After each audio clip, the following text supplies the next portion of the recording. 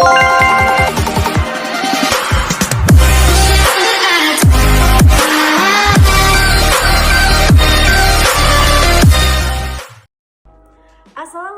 warahmatullahi wabarakatuh. Perkenalkan, nama saya Aulia Widianti Putri, NPM B1A019017. Di sini saya akan melanjutkan membahas materi hak tanggungan, yaitu mengenai prosedur pengikatan hak tanggungan dan penghapusan hak tanggungan. Pada dasarnya, hak ini merupakan hak jaminan atas dasar perjanjian pinjam meminjam yang diperoleh kreditur dari debitur. Saat seseorang mengajukan KPR atau pinjaman uang ke lembaga keuangan seperti bank, maka objek yang dibeli yakni rumah dijadikan jaminan. Guna menjamin pelunasan utang debitur, maka bank mengikat rumah yang akan dibeli dalam fasilitas KPR tersebut sebagai hak tanggungan. Pembebanan utang yang dijaminkan pelunasannya dengan hak tanggungan dapat berupa utang yang telah ada maupun utang yang belum ada tetapi telah diperjanjikan. Kemudian ada 4 pihak yang terlibat dalam prosedur pengikatan hak tanggungan, yaitu pertama bank sebagai lembaga perantara keuangan melalui pemberian kredit, kedua debitur yaitu sebagai pihak yang mempunyai utang atau pinjaman kepada pihak lain, ketiga notaris sebagai pembuat akta pemberian hak tanggungan yang akan didaftarkan, keempat BPN atau Badan Pertanahan Nasional sebagai lembaga yang melakukan pendaftaran atas hak tanggungan yang dibuat oleh PPAT. Adapun prosedur pengikatan hak tanggungan atas tanah sebagai berikut. Pertama, didahului dengan perjanjian utang piutang. Untuk membebankan hak tanggungan terhadap suatu tanah atau objek yang menjadi jaminan, maka harus didahului dengan adanya perjanjian utang piutang antara debitur dan kreditur.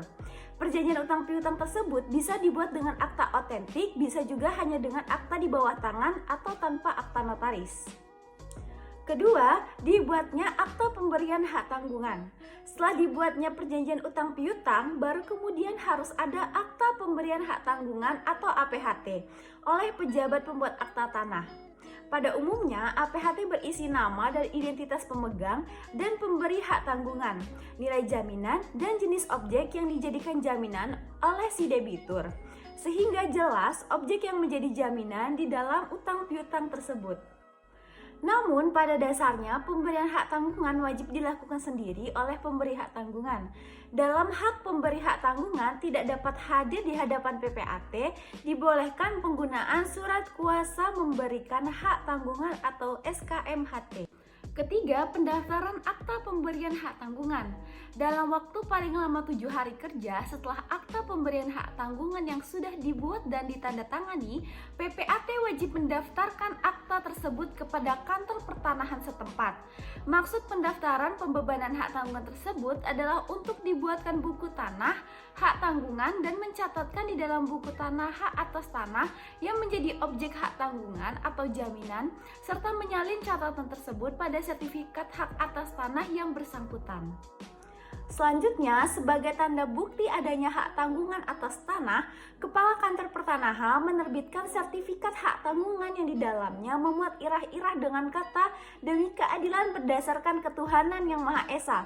Hal tersebut menegaskan adanya kekuatan eksekutorial apabila debitur ingkar janji atau wan prestasi, maka kreditur dapat langsung melakukan eksekusi objek jaminan tanpa harus mengajukan gugatan ke pengadilan. Selanjutnya, penghapusan hak tanggungan. Pasal 18 ayat 1 Undang-Undang Nomor 4 Tahun 1996 menyebutkan poin-poin apa saja yang dapat menghapus hak ini. Hal-hal tersebut yaitu pertama, hapusnya utang yang dijamin dengan hak tanggungan. Kedua, dilepaskannya hak oleh sang pemegang. Ketiga, pembersihan hak berdasarkan penetapan peringkat oleh Ketua Pengadilan Negeri. Keempat, hapusnya hak atas tanah yang dibebani hak tanggungan. Sekian, terima kasih. Itu saja yang dapat saya sampaikan. Jika ada salah kata, saya mohon maaf. Wabillahi taufiq wal hidayah. Wassalamualaikum warahmatullahi wabarakatuh.